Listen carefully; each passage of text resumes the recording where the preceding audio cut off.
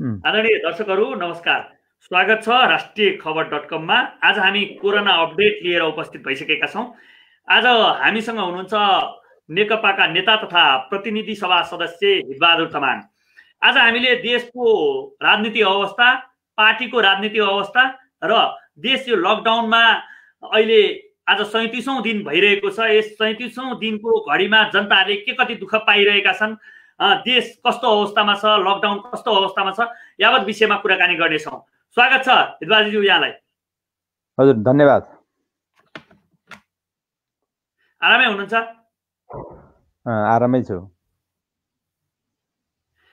के छ अहिले देशको राजनीतिक अवस्था के छ? देशको राजनीतिक अवस्था अब अहिले अलि विशिष्ट खालकै अवस्थामा गुज्रिरहेको छ। अहिले एउटा त मुलुकमा अहिले लकडाउन घोषणा गरिरहेको स्थिति छ। कोरोना भाइरस कोभिड-19 जुन विश्वव्यापी रूपमा देखा परिरहेको छ, त्यसको प्रभाव नेपालमा पनि स्वतः पर्ने नै भयो र त्यसको अब प्रकोप बढ्न नदिनको निमित्त र खास गरिकन अब नागरिकहरूको जीवन रक्षाको निमित्त अब नेपालले पनि अब लकडाउन घोषणा गरेको छ, जसको कारणले गर्दाखेरि मुलुकका सबै राजनीतिक दलहरू एक ढिक्का हुनुपर्ने स्थिति सिर्जना भएको छ। कुनै विचार, कुनै आस्था र कुनै चाहिँ अब दलगत चाहिँ अब स्वार्थमा विभाजित नभइकन सबै चाहिँ अब सिङ्गो चाहिँ मुलुकको राष्ट्रिय स्वार्थलाई चाहिँ अब केन्द्रमा राखेर एक ढिक्का हुनुपर्ने स्थिति छ। तपाईले यो भनिराख्दाखेरि तपाईकै पार्टीमा एकदम राजनीतिक खिचातानी बढेको छ नि?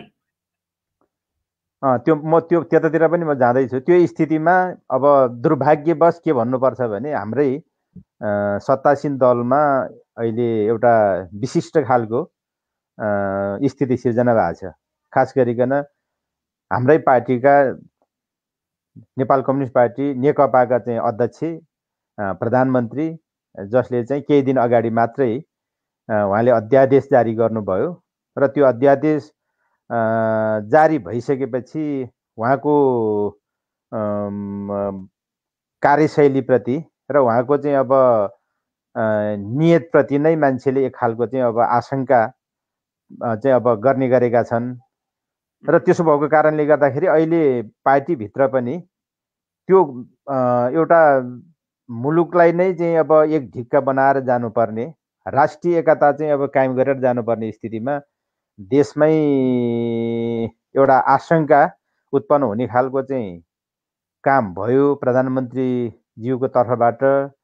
त्यस कारणले त्यो विषयमा अब सबै तह र तब्कामा, पार्टीभित्र पनि पार्टी बाहिर पनि, अब नेतृत्व तहमा पनि, कार्यकर्ता तहमा पनि र चाहिँ आम जनपङ्क्तिमा पनि त्यस विषयमा स्पष्ट नपारी हुँदैन।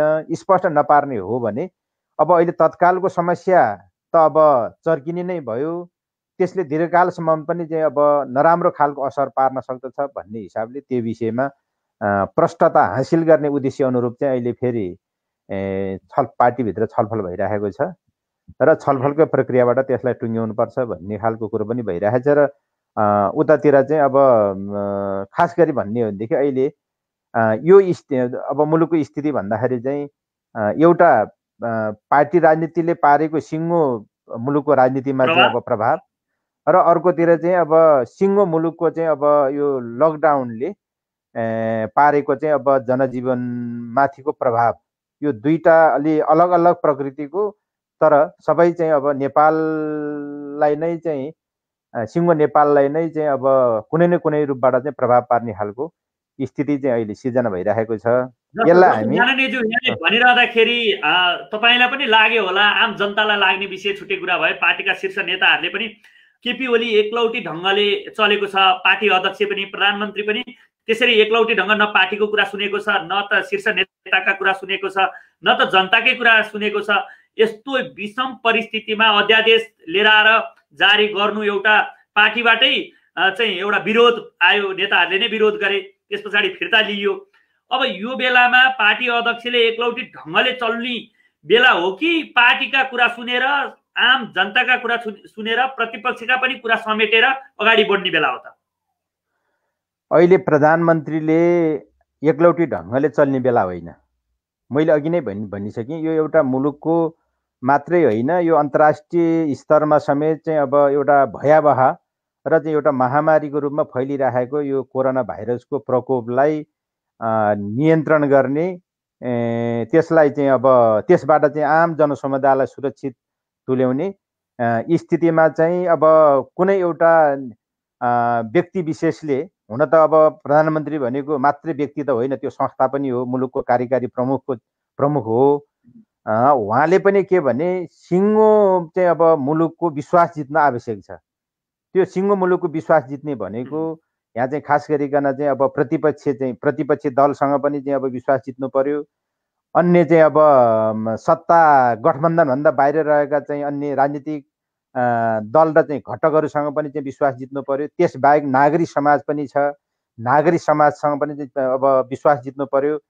चाहे त्यो चाहिँ अब सत्ता पक्ष हुन्, चाहे त्यो सत्ता चाहिँ अब बाहिर रहेका चाहिँ अब शक्ति हुन्, सबैसँग विश्वास जितेर मात्रै यो अहिलेको चाहिँ अब सङ्कटलाई सामना गर्न सकिन्छ। त्यस्तो चाहिँ स्थितिमा झन् पार्टीभित्रै पनि विश्वास चाहिँ अब गुम्ने जस्तो के अरे गुम्ने चाहिँ अब खतरा सिर्जना गरेर त्यसले राम्रो भएको छैन। त्यो भएको कारणले गर्दाखेरि यो अब उहाँले मात्रै यो समस्या हल गर्न सक्ने कुरो होइन। यो समस्या हल गर्नको निमित्त चाहिँ उहाँले राष्ट्रिय उहाँले चाहिँ अब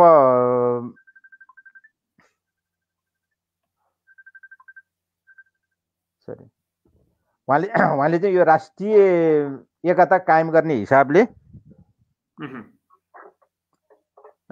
अगाडि बढ्नुपर्छ भन्ने कुरा हो। तर तपाईकै पार्टीका शीर्ष नेताहरूले चाहिँ एउटा हस्ताक्षर अभियान पनि सञ्चालन गर्नुभयो। पार्टीका शीर्ष नेताहरूले भेट्दा पनि केपी ओली अहिलेका प्रधानमन्त्री जो पार्टी अध्यक्ष पनि हुनुहुन्छ, उहाँले कुनै पनि कुराहरू कसैको कुरा नसुन्ने अवस्था सिर्जना भइसकेपछि तपाईको स्थायी कमिटी सदस्यहरूले एउटा हस्ताक्षर अभियान पनि सुरु गरे। तर पूर्व माओवादी भनौँ, तपाईहरू एकता भइसक्नु भयो, पूर्व माओवादीका केही नेताहरूले होइन यो प्रधानमन्त्रीले गर्नुभएको यो बेलाको ठिक हो भनेर केही नेता त यो बीचमा बोले पनि, प्रचण्डकै विरुद्धमा पनि बोले नि त। के भन्नुहुन्छ यो विषयमा चाहिँ? मैले ठ्याक्कै कसले बोल्नुभयो, कसले अब के भन्नुभयो भन्ने कुरा चाहिँ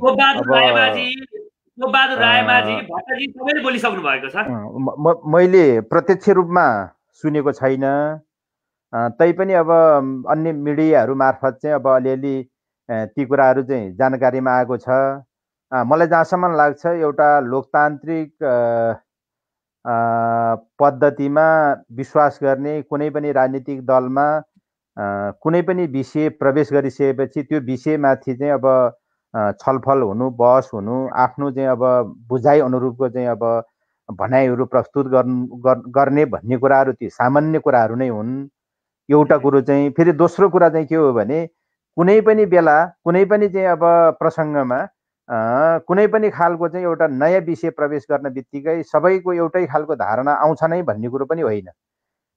कयौँ विषयहरूमा चाहिँ अब छलफल चलाउँदै गइसकेपछि विषयवस्तुमा प्रष्टता हासिल गर्दै गइसकेपछि अहिले एक थरी बोल्ने मान्छेले भोलि अर्को चाहिँ अब बुझाइ अनुरूपको चाहिँ अब आफ्नो बोलीहरू चाहिँ अब प्रस्तुत गर्ने खालको कुराहरू पनि हुन सक्छन्। त्यसो भएको कारणले गर्दाखेरि यो विषयको चाहिँ अब प्रारम्भिक चरणमा कोही कसैले अब कुनै विषयमा अब भिन्न मत राख्यो भन्दैमा अब त्यसकै आधारमा चाहिँ अब ती मान्छे अब कतै लागि नै सक्यो, कतै कित्ताबन्दी भइ नै सक्यो, कसैको पक्ष र विपक्षमा चाहिँ उनले चाहिँ बोलि नै सक्यो भन्ने कुरा चाहिँ को निष्कर्षमा चाहिँ हामी पुग्न हुन्न। अब फेरि अब छलफल अगाडि बढिरहेकै छ र यो छलफल फेरि अहिलेको छलफलहरू जति पनि भइरहेका छन् ती अब प्राय सबै छलफलहरू अनौपचारिक खालका छलफलहरू हुन्। व्यक्तिहरूको बिचमा अब कतै चाहिँ अब एक पक्षीय हिसाबले, कतै अब दुई पक्षीय हिसाबले, कतै त्रिपक्षीय हिसाबले, त्यस्तो हिसाबले चाहिँ छलफल भइरहेको छ र छलफलको अब अन्तिम संश्लेषण गर्ने ठाउँ भनेको चाहिँ अब बैठक हो, त्यो चाहिँ कमिटीको बैठक हो। आज सिनियर लिडरहरूको सचिवालयको चाहिँ सदस्यहरूको बैठक चाहिँ बेलुका 5 बजे। त्यसले पनि चाहिँ अब एउटा भावी अब कार्यदिशा र चाहिँ योजनाको बारेमा, खास कार्यदिशा भनेको अहिले तत्कालीन चाहिँ अब समस्या हल गर्ने कार्यदिशा र अब योजनाको बारेमा एउटा खालको चाहिँ अब त्यहाँ चाहिँ दिशाबोध हुन पनि सक्छ। अनि त्यसलाई चाहिँ अब सकभर त्यसलाई अब स्थायी कमिटीले निष्कर्षहरू लाग्नुहुन्छ, त्यसबारेमा चाहिँ अब अहिले स्थायी कमिटीका अब जस्तो आज अब एक तिहाई भन्दा बढी चाहिँ अब सदस्यहरूले अस्ति नै बैठकको चाहिँ माग गरिसक्नु भएको छ र त्यसको चाहिँ अब स्थायी कमिटीको बैठक पनि बस्छ। त्यसले सकभर त्यही बैठकले चाहिँ अब सबैको धारणा अब को आधारमा विषयवस्तुहरूको टुङ्गो लाउने प्रयत्न गर्ला। त्यो पनि भएन भने फेरि अब विधानतः अब केन्द्रीय समितिमा जानुपर्ने हुन्छ। त्यसो भएको कारणले अहिले यो प्रारम्भिक चरणै भन्नुपर्छ यसलाई। यो प्रारम्भिक चरणमा अनौपचारिक हिसाबले अब मान्छेहरूले चाहिँ अब के भन्छन् भन्ने कुराको आधारमा चाहिँ हामीले निष्कर्ष दिन हुँदैन। यति धेरै माग हुँदाखेरि शीर्ष नेता झलनाथ खनाल, प्रचण्ड, अनि त्यस पछाडि माधव कुमार नेपाल, वामदेव गौतम, भीम रावल लगायत नेताहरूले अब यो स्थायी कमिटीको मिटिङ राख्नुपर्छ, बैठक राख्नुपर्छ, सचिवालयको बैठक पटक पटक बसेर चाहिँ हामीले यो समस्याको हल गर्नुपर्छ, समाधान गर्नुपर्छ भन्दै प्रधानमन्त्रीज्यूले चाहिँ किन बैठककै बस्न नमान्नु भएको हो त? अब यस्तो अब बैठक बस्न नमान्ने कुरा एउटा चाहिँ अब विषयको चाहिँ अब गम्भीरतालाई नबुझेर पनि चाहिँ त्यसो गर्न सक्छन्। एउटा चाहिँ कारण भनौँ न, कसैले चाहिँ अब आह्वान गर्दैमा यहाँ बैठक राख्नु नै पर्छ भन्ने छ र हामी आफैले चाहिँ हल गर्न सकिहाल्छौँ नि भन्ने हिसाबले पनि अब सोचेर कहिलेकाहीँ त्यस्तो हुनसक्छ। कहिलेकाहीँ चाहिँ अब बैठकमा जाँदाखेरि आफू अप्ठ्यारोमा पर्ने भएको कारणले पनि सकभर चाहिँ त्यो बैठकलाई चाहिँ लत्याउने खालको परम्परा पनि हाम्रो चाहिँ अब नेतृत्वहरूमा चाहिँ अब हुने गरेका छन्। यो फेरि कुनै व्यक्ति विशेषलाई मैले भन्न खोजेको होइन, त्यो अरू नेतृत्वले पनि कहिलेकाहीँ आफू अप्ठ्यारोमा पर्ने बेलामा चाहिँ अरू नेतृत्वले पनि त्यसो गर्ने गरेका छन्। मैले बुझिनँ त, मैले बोल्ने र तपाईँले बोल्ने एकचोटि भएछ। जस्तो अहिले प्रधानमन्त्रीज्यूले चाहिँ आफ्ना कुराहरू कुनै पनि लागू गर्न नि सकिन्न, त्यहाँ चाहिँ आफ्ना कुराहरू कुनै सुन्वाई पनि हुँदैन, आफूलाई लत्याइन्छ या आफ्ना कुराहरू आफ्ना भनाइहरूलाई चाहिँ यो मिटिङले सुन्दैन, त्यो कारणले बैठक राख्नु उचित छैन भन्ने खालको आफूलाई लागेर प्रधानमन्त्रीज्यूले चाहिँ यो बैठक बस्न नमान्नु भएको हो। अब त्यो चाहिँ उहाँले नै अब बुझ्नु भएको छ है। मैले चाहिँ एउटा चाहिँ अब यस्तो पनि हुनसक्छ भन्ने खालको मेरो आफ्नो चाहिँ तर्कको कुरा हो अघि नै।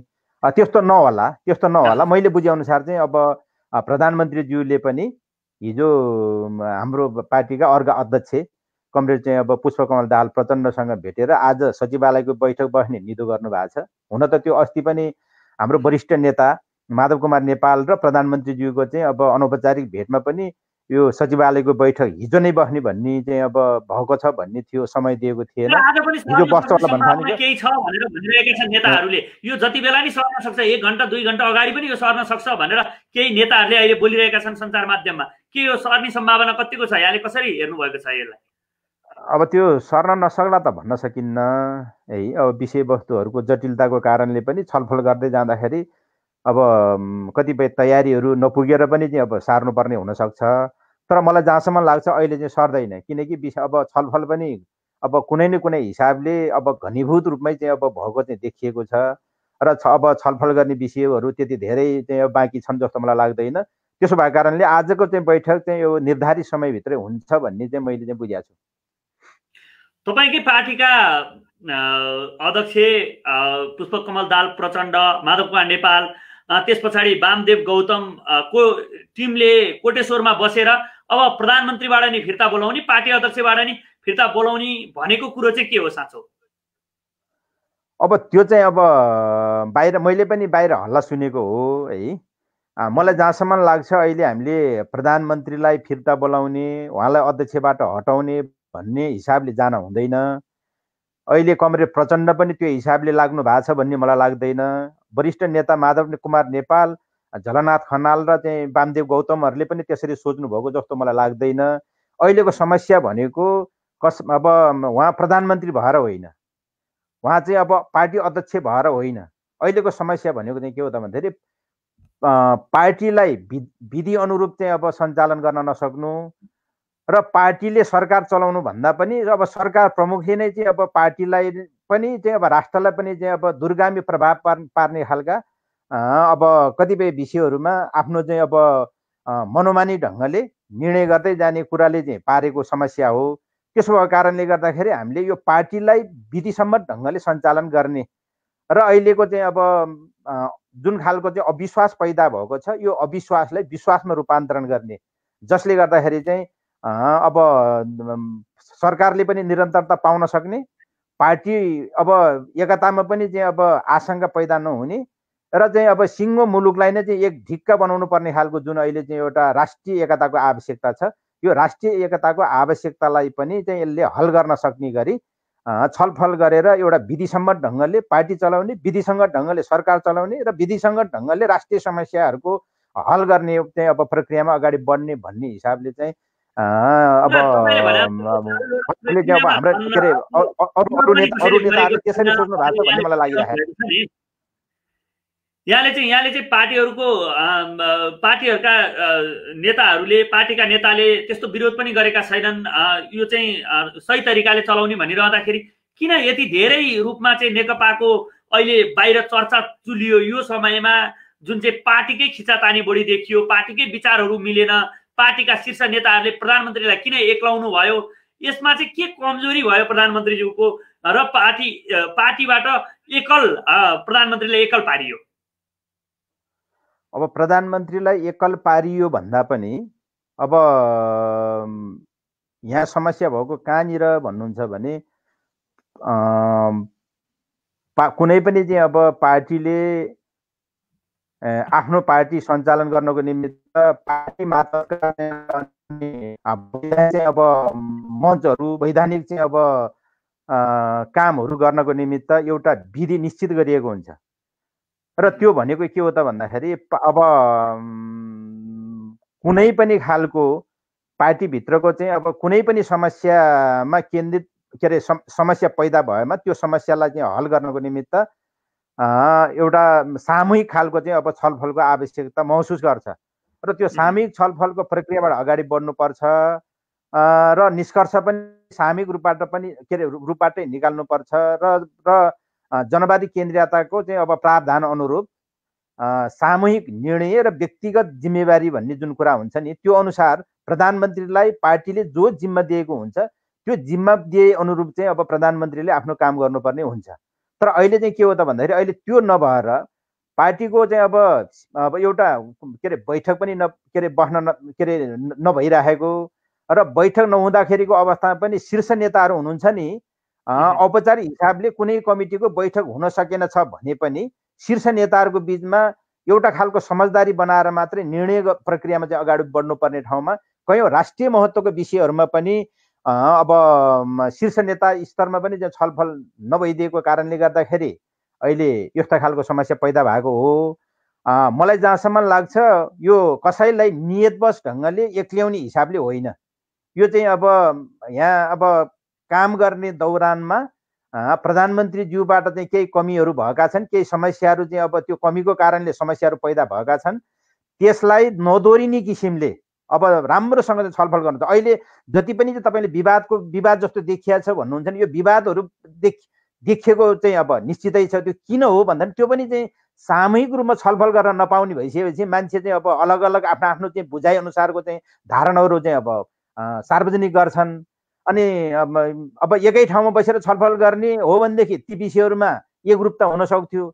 एकै ठाउँमा बसेर चाहिँ छलफल गर्न नसक्ने भइसकेपछि व्यक्तिहरूले आफ्नो आफ्नो ढङ्गले कुरा गर्दै जाँदाखेरि केही बाजिएका हुन्। मलाई जहाँसम्म लाग्छ यो खालको समस्या हल गर्नको निमित्त पनि र प्रधानमन्त्रीज्यूलाई एउटा खालको चाहिँ अब विश्वास आर्जन गरेर एउटा शक्ति प्राप्त गर्ने हिसाबले पनि सोच्दाखेरि चाहिँ बैठक बस्नुपर्छ। बैठकमा उहाँहरूले खुलेर माझ गरेर चाहिँ आफ्नो विषयवस्तुहरू राख्नुपर्छ र त्यसो गर्ने क्रममा चाहिँ अब प्रधानमन्त्री पनि कयौँ विषयमा चाहिँ अब उहाँले चाहिँ अब मैले कमजोरी गरेछु अथवा मेरो यो कामले गर्दाखेरि साथीहरू यस्तो खालको भ्रम पैदा भएछ, यो भ्रमले गर्दाखेरि चाहिँ विषयवस्तुहरू चाहिँ बाङ्गिएर चाहिँ बाहिर यसरी चाहिँ सार्वजनिक भएछन् र यसले गर्दाखेरि पनि चाहिँ अब समस्या चाहिँ अब पैदा भएर छ भन्ने पनि चाहिँ उहाँले आत्मबोध गर्नुहुन्छ भन्ने चाहिँ मलाई लागेको छ। त्यसबाहेक फेरि के पनि हो भने अन्यले पनि चाहिँ कयौँ कुराहरू प्रधानमन्त्रीको चाहिँ नियत राम्रो हुँदै पनि अब बाहिर चाहिँ अब मिडियाले पनि व्यक्तिहरूले पनि उहाँ नजिक रहेका चाहिँ अन्य चाहिँ अब नेताहरूले पनि आफ्नो चाहिँ अब मनगढन्त्य तरिकाले चाहिँ कुरा राखेर पनि भ्रमहरू पैदा भएको हुन सक्छन्। सँगै राखेपछि, सँगै बसेर सँगै कुराहरू राखेपछि चाहिँ यो समस्या हल हुन्छ भन्ने लाग्छ। त्यसैले चाहिँ यो के भने यो मत बाँधिएको अन्त्य गराउने त बस्नुपर्छ। जस्तो यहाँले भनिरहँदाखेरि नेता बीचमा एउटा बैठक नबस्दाखेरि यो चाहिँ मन बाजियो होला या मनमा चाहिँ विभिन्न आफ्नो भनाइहरू उत्पन्न भयो होला, त्यही कारणले पनि केही बाहिर गएर केही बाङ्गिन पुग्यो होला। यी कुराहरू जुन सत्य भए तापनि केही कुराहरू बाङ्गिएर बाहिर गएको हुनसक्छ भनेर यहाँले भनिरहँदाखेरि जसरी प्रधानमन्त्रीज्यूकै निर्देशनमा दुवै सांसद र पूर्व आइजिपी समेतलाई लिएर गएर एउटा सांसदलाई उठाउने काम भयो, जो अपहरण शैलीमा भनेर अहिले व्यापक चर्चा चलेको छ। राजनीतिमा यो एकदमै के हो अन्योलता सिर्जना भएको बेलामा तपाईले पार्टीको अध्यक्ष प्रधानमन्त्रीज्यूले ज्यूकै निर्देशनमा एउटा सांसद पूर्व मन्त्री राज्य मन्त्री भइसकेका व्यक्तिलाई उठाउन पठाएर काठमाडौँसम्म ल्याएर अपहरण शैलीमा ल्यायो भन्ने यो हल्ला छ नि, यो हल्लाको सत्यता चाहिँ के हो त? अब मैले पनि तपाईले जस्तो चाहिँ सुन्नु भएको छ, मैले पनि त्यही सुनेको छु। मिडियाहरूमा जसरी आएका छन् तपाईले अब त्यही मिडियालाई चाहिँ आधार बनाएर आफ्नो कुराहरू राखिराख्नु भएको छ। मैले पनि अब देखेको त्यही मिडियामा हो। अब मिडियामा चाहिँ अब एक थरीले होइन अब हामीले अपहरण गरेको होइन भनेर चाहिँ अब सफाई दिइराख्नु भएको छ। केही साथीहरूले जो चाहिँ अब आरोपित भइराख्नु भएको छ उहाँहरू चाहिँ अब त्यो खालको चाहिँ अब सफाई दिने खालको चाहिँ अब अभिव्यक्तिहरू दिइराख्नु भएको छ। अब अपहरणमा पर्ने अब डाक्टर सुरेन्द्र यादवजीले चाहिँ मलाई अब अलि अप्रत्यक्ष तरिकाले मलाई दबाबमा पारेर अपहरण गरेर चाहिँ यहाँ ल्याइयो। मेरो आफ्नै पार्टी चाहिँ अब फोर्नको निमित्त चाहिँ मलाई चाहिँ अब प्रयोग गर्न चाहिँ खोजियो भन्ने खालको कुरा राख्नु भएको छ। अब त्यो कुरो के हो त्यो चाहिँ अब यो छानबिन गरेर चाहिँ टुङ्ग्याउनु पर्छ। यदि मलाई चाहिँ अब भन्नुहुन्छ भने यदि प्रधानमन्त्रीज्यूले साँच्ची नै उहाँहरू तीनजनालाई चाहिँ अब डाक्टर सुरेन्द्र यादवलाई अपहरण गर्न पठाउनु भएको हो र उहाँहरूले अपहरणै गर्ने उद्देश्यले ल्याउनु भएको हो भने यो चाहिँ सरासर गलत भएको छ। यो कसैले पनि यो चाहिँ अब यसलाई चाहिँ यसको पक्षमा चाहिँ बोल्ने कुरा हुँदैन। गल्ती गर्ने जो हुन्, यदि चाहिँ प्रधानमन्त्रीले आदेश दिनुभएको हो भने प्रधानमन्त्रीले पनि चाहिँ यसको चाहिँ अब यो गल्तीको चाहिँ प्रधानमन्त्रीले पनि चाहिँ अब त्यसको चाहिँ अब सजायको भागीदार प्रधानमन्त्री पनि हुन सक्नुपर्छ। प्रधानमन्त्रीको चाहिँ आदेशमा जो मान्छे चाहिँ अब प्रयोग भएका छन् ती प्रयोग हुने मान्छेहरूले पनि चाहिँ अब कारबाहीको चाहिँ अब भागीदार चाहिँ अब हुनुपर्छ। यदि होइन भनेदेखि चाहिँ यो होइन भन्ने कुरो चाहिँ अब यसको चाहिँ छानबिन गर्नुपर्छ। छानबिन गरेर कमसेकम चाहिँ के भने अपहरण भयो भनेर मिडियामा आए एउटा रुँदै बोले डाक्टर सुरेन्द्र यादव ले बोलिरहँदाखेरि होइन भनेर सत्यता गर्ने ठाउँ त कहाँ रहेर, किनभने उहाँ प्रहरी प्रशासनमा पनि उहाँ जानुभयो, आफै जानुभयो, उहाँका दलका नेताहरू सबैजना लिएर जानुभयो, पूर्व प्रधानमन्त्री पनि जानुभयो, पूर्व उप प्रधानमन्त्रीज्यूहरू पनि जानुभयो। तर त्यो बेलामा पनि प्रधानमन्त्रीकै आदेशमा चाहिँ प्रहरीले मुद्दा दर्ता लिन मानेन, सरकारी वकिलले दर्ता लिन मानेन भनिरहेको अवस्था छ नि। त्यही त, यो पनि अब साँच्चै नै प्रधानमन्त्रीकै चाहिँ अब दबाबले मुद्दा दर्ता नगरेको हो भने त्यो पनि कमजोरी भयो। अब यदि चाहिँ अब प्रधानमन्त्रीको दबाब बिना एउटा आरोप लागिसकेपछि मुद्दा दर्ता हुनु पर्थ्यो। मलाई सोध्नुहुन्छ नि मुद्दा दर्ता हुनुपर्छ, तर किन भएन यो दर्ता? त्यही त किन भएन, त्यो त अब यो मुद्दा दर्ता किन गरेन भन्ने कुरो चाहिँ त्यो अब काठमाडौँको चाहिँ प्रहरी परिसरले नै चाहिँ जवाफ दिनुपर्छ। हामीलाई चाहिँ अब माथिको चाहिँ दबाब भएर भन्ठानेको के अरे भनेको हो भने त्यही भन्नु पर्यो। होइन चाहिँ अब यो चाहिँ अब यो दर्ता गर्न योग्य मुद्दा होइन भन्ने हो भनेदेखि त्यो पनि चाहिँ उहाँहरूले भन्नु। त्यो मुद्दा हामीले दर्ता गर्न सक्दैनौँ भनेर भनेको अवस्था हो नि। किनभने प्रहरीले त राजनीतिक मुद्दा हामीले दर्ता सहजै रूपमा लिन मिल्दैन भन्नुको कारण नै राजनीतिक दबाब होइन र? अब त्यो दबाब नै चाहिँ त्यही दबाब नै चाहिँ म चाहिँ अब भन्न सक्दिनँ। त्यो दबाब पर्या पनि हुनसक्छ नपर्या पनि हुनसक्छ। तर मलाई सोध्नुहुन्छ भने मुद्दा दर्ता हुनु पर्थ्यो। अब यदि यो मुद्दामा जसरी यो अपहरण शैलीमै ल्याइयो भनेर जुन एउटा आरोप लगाइएको छ, यदि हो नै साँच्चै हो रहेछ भने चाहिँ उनीहरूले के सजायको भागीदार हुनुपर्छ होइन? सजाय भागीदार यदि अपहरण गरेको हो भने अपहरण नै गरेको हो भनेदेखि चाहिँ त्यो सजायको भागीदार हुनुपर्छ। मेरो घरको मान्छे भए पनि, मेरो चाहिँ अब पार्टीको नेता भए पनि, मेरो पार्टीको चाहिँ कार्यकर्ता भए पनि, मसँगैको चाहिँ अब साथी भए पनि यदि अपराध कसैले गरेको छ भने त्यो अपराध अनुसारको चाहिँ अब सजायको भागीदार चाहिँ ती सम्बन्धित मान्छेहरू हुनुपर्छ। यो मेरो मान्छे भए हुनु पर्दैन, अर्का मान्छे भए हुनुपर्छ भन्ने यो द्वैत खालको चाहिँ यो के अरे न्यायिक व्यवस्था चाहिँ मुलुकमा हुनु हुँदैन। अब यो विपदको समय, यो कोरोनाले गर्दाखेरि सबै लकडाउन भएर घर घरमा बसिरहेका छन्। अर्थतन्त्र अहिले डामाडोल हुने अवस्था सिर्जना भइसकेको छ। मजदुरहरूको हालत त्यस्तै भइसकेको छ।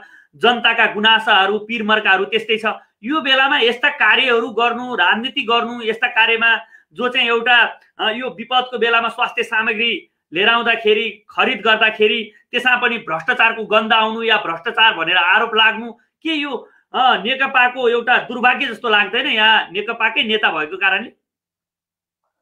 अब यसो त्यही भएर पनि अब हामीले यो पार्टी विधि अनुरूप चल्नु पर्यो भनेर भनिराखेका छौँ। त्यो विषयमा पनि अब हामीलाई राम्रो जानकारी छैन। सरकारको चाहिँ अब सिङ्गो नेतृत्व हाम्रै अध्यक्ष कमरेड चाहिँ अब केपी शर्मा ओलीले गरिराख्नु भएको छ। अब यदि पार्टी विधि अनुसार चलेको थियो र पार्टीको चाहिँ निर्देशन अनुसार अब सरकार चलेको थियो भने त्यसको सम्पूर्ण चाहिँ अब जवाबदेही पार्टी पनि हुन सक्थ्यो। तर अहिले के भने यो पार्टी भन्दा सरकार अलग भएको छ। हुन त अब पार्टी अलगै हो, सरकार अलगै हो, र पनि फेरि के हो भने यो प्रचलित मान्यता चाहिँ के हुन्छ भने सरकारको के अरे पार्टीको अधीनस्थ सरकार हुन्छ। तर अहिले पार्टीको चाहिँ अब निर्देशनमा पार्टीको अधीनस्थ चाहिँ अब सरकार भएको जस्तै चलेको छैन। त्यसो भएको कारणले गर्दाखेरि यो सिङ्गो पार्टीले यो सरकारले गरेको सबै कलङ्क बेहोर्न सक्दैन। यसमा चाहिँ अब जो संलग्न हुनुहुन्छ, जो चाहिँ सहभागी हुनुहुन्छ उहाँहरू जवाफदेही हुनुपर्छ। इतिहासको कठघरामा उहाँहरू चाहिँ अब उभिन सक्नुपर्छ। यदि चाहिँ अब यो बाहिर आएको हल्ला मात्रै हो भनेदेखि चाहिँ फेरि हामी पनि चाहिँ यो सहन सक्दैनौँ। किनकि एउटा पार्टीले के अरे पार्टीको नेतृत्वमा बनेको सरकारलाई अनावश्यक रूपमा आशंका गरेर अनावश्यक रूपमा चाहिँ भ्रम फैलाएर र जनताको चाहिँ अब मनोबल गिराउने हिसाबले अरूले हल्ला पनि गर्नु हुँदैन।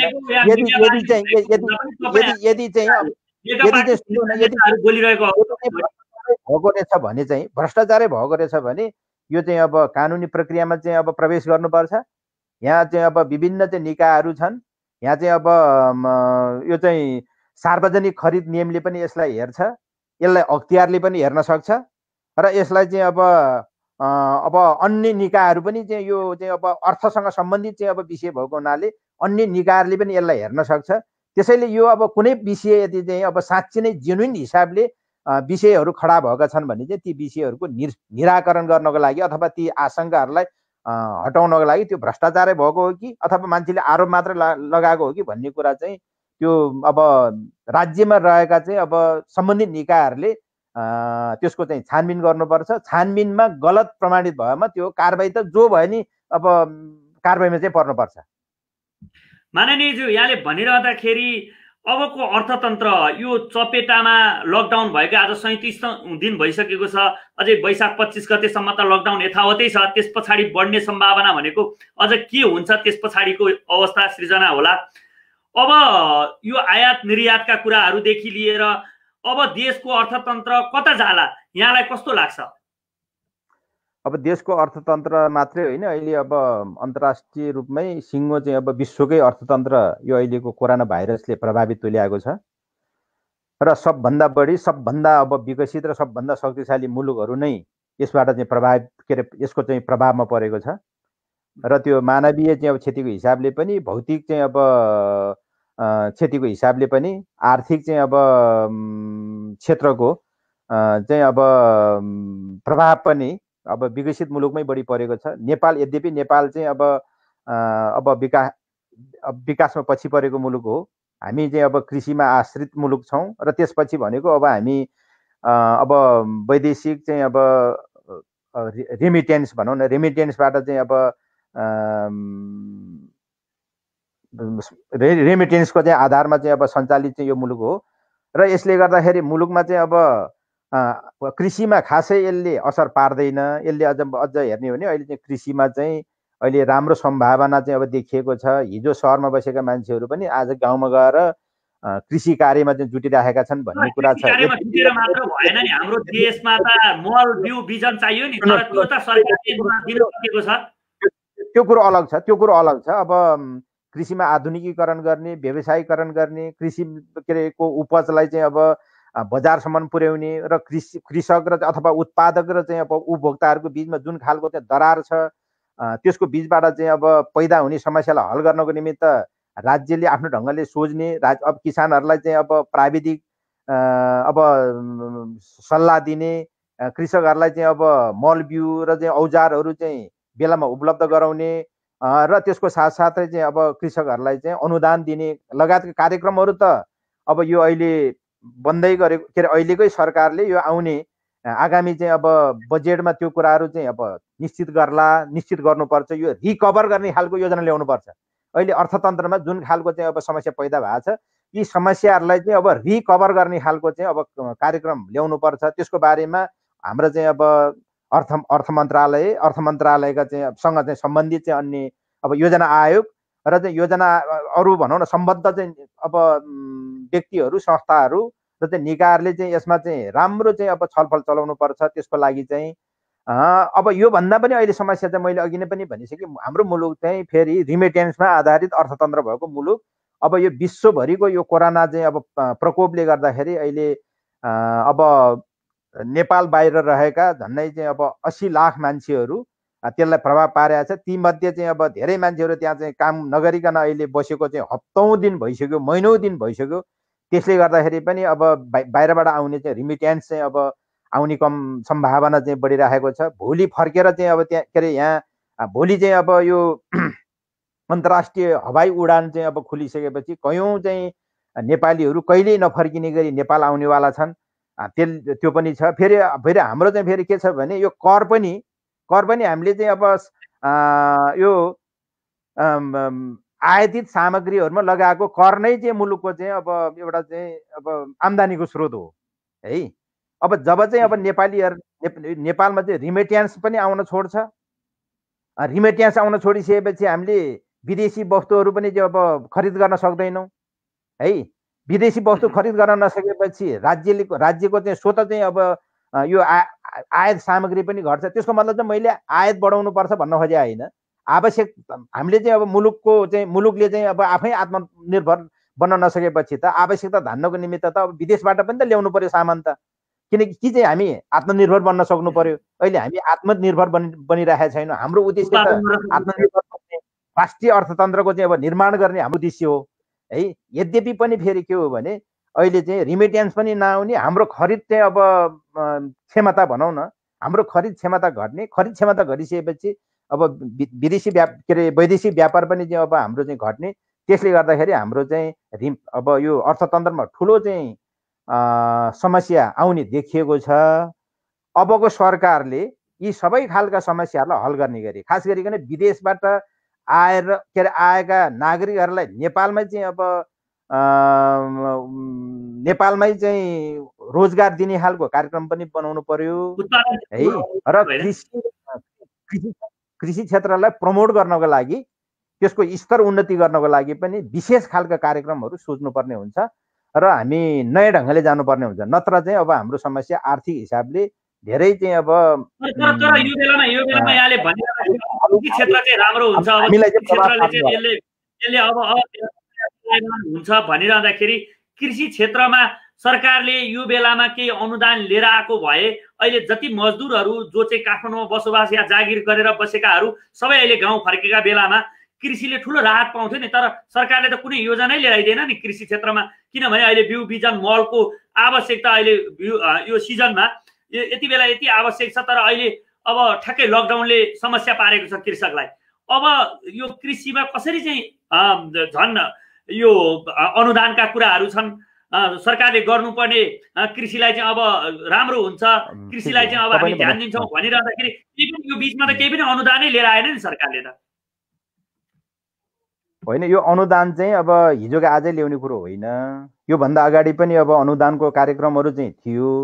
त्यो लक्षित समुदायमा पुग्यो कि पुगेन, त्यसको सही ढङ्गले उपयोग भयो कि भएन भन्ने त्यसको समीक्षाको विषय अर्को रहला है। र त्यो पर्याप्त थियो कि थिएन भन्ने कुराको पनि चाहिँ समीक्षा गर्नु पर्ला। तर के भन्ने, अब अहिले 1 महिना केही दिन भएको छ यो लकडाउन चाहिँ अब घोषणा गरेको, जारी गरेको। यो बिचमा नै चाहिँ अब थप चाहिँ यो के अरे अनुदान चाहिँ ल्याइहाल्नु पर्थ्यो भन्ने होइन कि। यो त अब वर्ष कमसे कम चाहिँ 1 वर्षसम्म चाहिँ लागू हुने गरी यो चाहिँ अब वार्षिक कार्यक्रममै ल्याउने कुरा हो। त्यसको बारेमा चाहिँ अब राज्यले चाहिँ अब राज्यको सम्बन्धित निकायले छलफल गरिरहेको छ। अर्को कुरा के भने, सुन्नु न, मल बिउ औजारको कुराहरू चाहिँ के हो भने त्यो पनि चाहिँ नियमित प्रक्रियाको कुरा हो। हिजो पनि यो बेलामा चाहिँ मलको हाहाकार चल्ने थियो। अब हामीले चाहिँ के भने विगतदेखि नै के भन्ने गरेका थियौँ यो सम्बन्धित मन्त्रालयहरूलाई निकायहरूलाई भने, यो जतिखेर चाहिँ अब आवश्यकता पर्यो त्यतिखेर मात्रै तातेर हुँदैन। त्यो चाहिँ अब समस्या आउनुभन्दा पहिला समस्या आउन नदिने हिसाबले राज्यले सोच्नुपर्छ भनेर हामीले फेरि सरसल्लाह पनि नदिएको चाहिँ होइन। हामीले सरसल्लाह पनि त्यसै गरी दिएका थियौँ। अहिले त एउटा विशिष्ट खालको स्थिति सिर्जना भयो। कसैले पनि अब नसोचेको यो अप्रत्याशित खालको चाहिँ अब राष्ट्रिय चाहिँ अब विपदको स्थिति, अन्तर्राष्ट्रिय विपदको स्थिति भनौँ न, त्यो पैदा भएको कारणले गर्दाखेरि यसले के प्रभाव चाहिँ पारेको हुनसक्छ। तर पनि फेरि के भने, सरकारले अहिले नै भनेको छ कि यो कृषिसँग सम्बन्धित खास गरी चाहिँ कृषकहरूको उत्पादनलाई प्रभाव पार्ने खालको अब कुनै पनि चाहिँ अब व्यवसायलाई चाहिँ अब हामीले यो लकडाउन भनेर चाहिँ त्यसलाई चाहिँ प्रतिबन्ध लगाउन हुँदैन। यो खाद्यान्नसँग सम्बन्धित, अब कृषि मलसँग सम्बन्धित, औषधिसँग सम्बन्धित है, कृषकहरूले चाहिँ उत्पादन गरेका चाहिँ अब कृषि उपजहरू बजारमा लाने कुरामा यी सबै कुराहरूमा चाहिँ खुला गर्नुपर्छ। अरूलाई, सामान्य नागरिकहरूलाई यो आवत जावतमा प्रतिबन्ध लगाए पनि ती अब कृषि व्यवसायीहरूलाई चाहिँ प्रतिबन्ध लगाउनु हुँदैन भन्ने कुरा पनि छ। यद्यपि पनि अहिले समस्याहरू चाहिँ अब नभएका होइन, समस्याहरू छन्। ती समस्याहरूलाई पनि निराकरण गर्ने हिसाबले यो लकडाउन कतिन्जेलसम्म चाहिँ अब बढ्ने हो, त्यो लकडाउन भरि पनि चाहिँ यो समस्यालाई चाहिँ अब हल गर्ने हिसाबले सोच्नु पर्यो। लकडाउन हटिसकेपछि पनि यसलाई दीर्घकालीन अब समस्याको हल गर्ने हिसाबले पनि चाहिँ अब सोच्नु पर्यो। माननीयज्यू, यो लकडाउनकै विषयमा प्रवेश गरिरहँदाखेरि तपाईँको जिल्ला नुवाकोटमा चाहिँ अहिले लकडाउनको स्थितिमा के कस्तो राहत या स्वास्थ्य सामग्रीहरू त्यहाँ चाहिँ पुग अपुग के भइरहेको छ? अब म जिल्लाको खास गरी भन्ने हो भने अब लकडाउन घोषणा गरेको 11औं दिनको दिन म र 3 नम्बर प्रदेश के अरे बागमती प्रदेशका उपसभामुख राधिका तामाङजी हामी शिवपुरी गाउँपालिका, पञ्चकन्या, तादी गाउँपालिका, दुप्चेश्वर गाउँपालिका हुँदै हामी अब विदुर नगरपालिकाको त्रिशुली अस्पतालसम्म पनि पुगेका थियौँ र त्यहाँ गएर हामीले वस्तुगत स्थितिको चाहिँ अवलोकन गऱ्यौँ। खास गरिकन अब क्वारेन्टाइन अब कसरी बनिरहेको छ, अनि आइसोलेसन चाहिँ अब कक्षहरू चाहिँ अब कसरी बनिरहेको छ, भरे चाहिँ अब सम्भावित चाहिँ अब समस्यालाई थेक्न सक्ने खालको चाहिँ अब त्यसको अवस्था छ कि छैन, त्यसको गुणस्तर कस्तो छ भन्ने कुराहरूको बारेमा पनि छलफल गऱ्यौँ। र त्यसको साथसाथै अब जिल्ला बाहिरबाट आएका मान्छेहरू कति छन्, उहाँहरूको चाहिँ अब अवस्था कस्तो छ, उहाँहरूको समग्र चाहिँ नागरिकहरूको चाहिँ अब यो स्वास्थ्य स्थिति कस्तो छ र चाहिँ उहाँहरूको अब यो जनजीवन कसरी चाहिँ गुज्रिरहेको छ भन्ने लगायतका कुराहरूदेखि लिएर अब यो स्वास्थ्य क्षेत्रमा चाहिँ कार्यरत अब जनशक्ति, खास गरी स्वास्थ्य कर्मीहरूको उपलब्धता के छ, उहाँहरूले उपयोग गर्ने चाहिँ अब यो व्यक्तिगत सुरक्षाका चाहिँ अब सामग्रीहरू हुन्छन् नि, जस्तो चाहिँ पिपिएको कुराहरू, पिपीहरू चाहिँ अब के कति छ, त्यसबाहेक चाहिँ अनि अब बिरामी के अरे त्यहाँ चाहिँ अब यो स्वास्थ्य जाँच गर्ने स्वास्थ्य परीक्षण गर्ने चाहिँ अब स्वास्थ्य सामग्रीहरू के कति चाहिँ छ, हामीले यदि चाहिँ अब भनौँ न राज्यको चाहिँ माथिल्लो निकाय यो प्रदेश सरकारसँग चाहिँ हामीले भन्नुपर्ने हो भए कुन विषयमा भन्नु पर्यो, पहल गर्नुपर्ने भए कुन विषयमा पहल गर्नु पर्यो, सङ्घीय सरकारलाई कुन चाहिँ विषयमा चाहिँ अब हामीले सल्लाह सुझाव दिनु पर्यो भन्ने उद्देश्यले हामी गएका थियौँ। र जाँदाखेरि चाहिँ हामीले अब त्यहाँको चाहिँ अब साधन स्रोतको उपलब्धता र चाहिँ हाम्रो अब भौगोलिक चाहिँ अब अवस्था र चाहिँ सबै हिसाबले हेर्दाखेरि चाहिँ त्यति निराश हुनुपर्ने खालको थिएन। हामी सन्तोष भनेर पूर्ण सन्तोष चाहिँ होइन, अब तर निराश हुनुपर्ने खालको स्थिति थिएन। र हामीले फेरि आफैले पनि चाहिँ अब सकेको चाहिँ अब सहयोग पनि चाहिँ गरेर आएका थियौँ। केही चाहिँ गाउँहरूमा चाहिँ अब यो उच्च तापक्रम चाहिँ अब मापन गर्ने यो अहिले थर्मल गन भन्छ नि, त्यो थर्मल गन पनि नभएको स्थिति रहेछ। त्यो थर्मल गन नभएको केही ठाउँहरूमा हामीले थर्मल गन पनि चाहिँ अब त्यहाँ प्रदान गरिराख्यौँ, दिइराख्यौँ। र अहिले चाहिँ अब सरसर्ती हेर्दाखेरि जिल्लाको स्थिति सामान्य नै छ। अब अलिकति के हो भने जिल्लाको माथिल्लो भेगका चाहिँ अब बस्ती छ नि, माथिल्लो भेगका बस्तीहरू अलि लेकाली बस्तीहरूमा अहिले अब यो त्यसै पनि चाहिँ यो खाद्यान्न सङ्कट हुने बेला हो, उत्पादन कम हुन्छ, त्यहाँ उत्पादनयुक्त जमिन पनि चाहिँ कम छन्।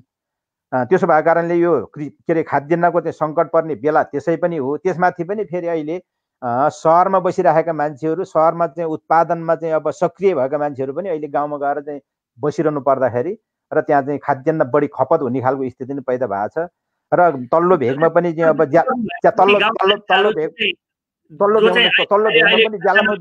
भेगमा पनि ज्याला मजदुरी गरेर खाने मान्छे ती व्यक्ति ती गाउँपालिकाहरू ती वडाहरूमा चाहिँ के गरिरहनु भएको छ, कस्तो पहल गरिरहनु भएको छ?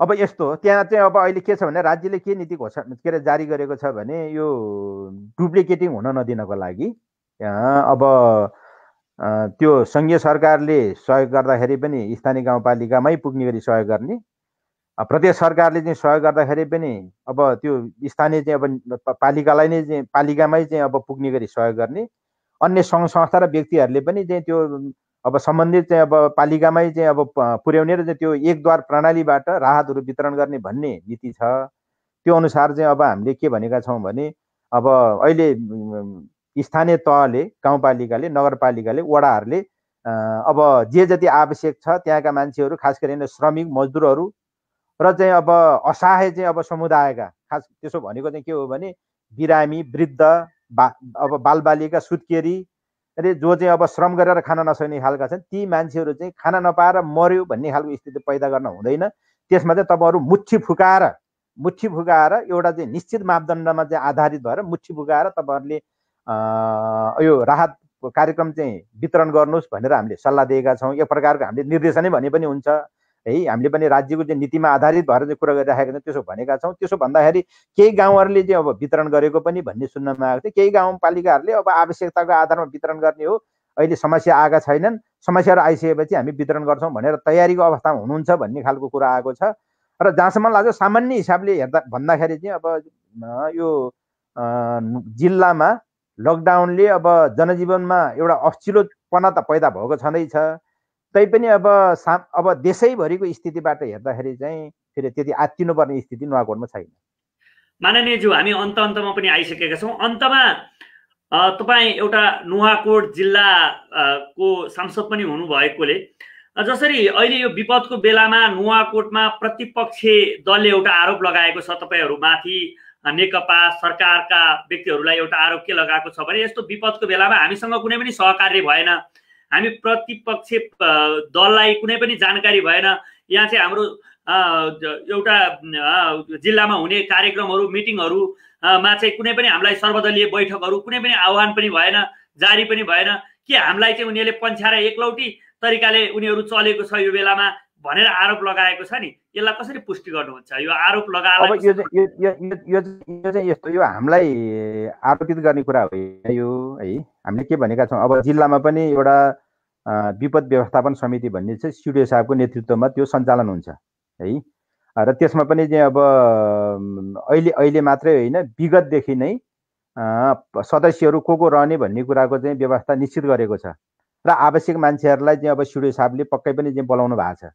त्यसबाहेक पनि चाहिँ अब हाम्रो जिल्ला समन्वय समिति पनि छ। जिल्ला समन्वय समितिमा अहिले नेपाली काङ्ग्रेसकै चाहिँ अब नेता हाम्रो सन्तमान तामाङजी हुनुहुन्छ। उहाँले पनि अब विधिमा टेकेर अब नीतिमा रहेर उहाँले पनि अब बैठक र आह्वान गर्दाखेरि आवश्यक चाहिँ अब मान्छेहरूलाई त्यहाँ पक्कै पनि बोलाउनु भएको छ भन्ने लाग्छ। बरु के भने बरु म तपाईँलाई चाहिँ अब नढाँटिकन भन्नु पर्दाखेरि म आफै चाहिँ यो आफ्नो ढङ्गले म जनतासँग जोडिराखेको छु। जिल्लाको चाहिँ अब सुरक्षा निकायसँग जोडिराखेको छु। प्रमुख जिल्ला अधिकारीसँग पनि मेरो दिनदिनै जस्तो चाहिँ कुराकानी हुन्छ। जिल्लाको उता चाहिँ जिल्ला जनस्वास्थ्य कार्यालयको चाहिँ अब मेसु भनौँ न, मेसुदेखि लिएर त्यहाँका चाहिँ अब जिम्मेवार मान्छेहरूसँग मेरो कुरा हुन्छ। जिल्लाका चाहिँ प्रायः सबै चाहिँ अब गाउँपालिका अध्यक्षहरूसँग पनि मेरो कुराकानी चाहिँ भइरहेको छ। प्रशासक प्रमुखसँग पनि, प्रमुख प्रशासक अधिकृतसँग पनि मेरो कुराकानी हुन्छ। तर औपचारिक बैठकमा चाहिँ म पनि गएको छैन है। मलाई पनि किन नबोलाएको भन्ने त मलाई पनि लाग्न सक्ने कुरा हो नि। तर के भने अहिले आवश्यकताको आधारमा चाहिँ अब यो सहकारी गर्ने कुरालाई म पनि चाहिँ अब मान्दछु। यहाँ अब कुनै दल चाहिँ अब सरकारमा छैन भन्ने कुराले त्यसले खास प्रभाव पार्दैन। आवश्यकता आधारमा प्रतिपक्षलाई पनि सत्ता पक्षलाई पनि बोलाउनु पर्छ। छलफलमा चाहिँ अब सहभागी हुने चाहिँ अवसर प्रदान गर्नुपर्छ। त्यही भएर हाम्रो चाहिँ अब एकजना अध्यक्ष कमरेड प्रचण्डले त अब यो चाहिँ अब प्रधानमन्त्रीकै नेतृत्वमा रहने गरी यो चाहिँ अब सर्वदलीय चाहिँ अब समिति नै बनाउनुपर्छ भनेर पनि भन्नुभएको छ। त्यसो भएको कारणले गर्दाखेरि अब औपचारिक हिसाबले त्यस्तो व्यवस्था नभए पनि अहिलेको सरकारले, अहिलेको चाहिँ अब स्थानीय तहहरूले त्यो खालको प्रावधानलाई पुरै नकारेर गएको छ जस्तो त मलाई लागेको छैन। आफ्नो अमूल्य सुझाव सल्लाह दिनुभयो, आम जनतालाई चाहिँ एउटा प्रष्ट हुने मौका दिनुभयो। यहाँलाई धेरै धेरै धन्यवाद दिन चाहन्छु माननीयज्यू। हजुर धन्यवाद। तपाईँको यो लोकप्रिय चाहिँ पत्रिका अब यो राष्ट्रिय खबर.com ले मलाई पनि निमन्त्रणा गरेर अहिले अब मुलुकको समसामयिक राजनीतिक स्थितिदेखि लिएर यो अब कोरोना भाइरसको प्रकोपले उत्पन्न गरेको एउटा विशिष्ट खालको चाहिँ समस्याहरूको बारेमा आफ्नो धारणा राख्न र चाहिँ आम जनसमुदायमा आफ्नो विचार पस्किने अवसर प्रदान गर्नुभयो। त्यसर्थ तपाईँलाई पनि धन्यवाद। हस्, नमस्ते। नमस्ते। आदरणीय दर्शकहरू, उहाँ हुनुहुन्थ्यो माननीय सांसद हितबहादुर तमाङ। उहाँले भनिसक्नुभयो देशको राजनीतिक अवस्था, पार्टीको अवस्था र अहिले सरकारले गरिरहेका कामको अवस्था हरेक जनताले हेरिरहनु भएको छ। सरकारले केही गल्ती काम पनि गरेका छन्, त्यसलाई सच्याउनुपर्छ। पार्टीले केही पार्टीमा हुनुपर्ने या बोल्नुपर्ने चिजहरू धेरै छन्, ती चिजहरूलाई चाहिँ एउटा बैठकबाट समाधान गर्नुपर्छ। र देशमा अहिले लकडाउनको अवस्था छ। लकडाउनको बेलामा अर्थतन्त्र र कृषिलाई हामीले बढी जोड दिनुपर्छ र यसलाई चाहिँ हामीले रेमिटेन्सलाई हामीले अब रेमिटेन्स खस्किदो अवस्थामा रहे तापनि अब रेमिटेन्सको सट्टामा हामीले कृषि उत्पादनलाई बढी जोड दिनुपर्छ भनेर आफ्ना महत्त्वपूर्ण भनाइ राखेर जानुभयो। हामी अर्को दिन नयाँ विषयवस्तुका साथ हामी उपस्थित हुनेछौँ। तबसम्मको लागि बिदा चाहन्छौँ। नमस्ते।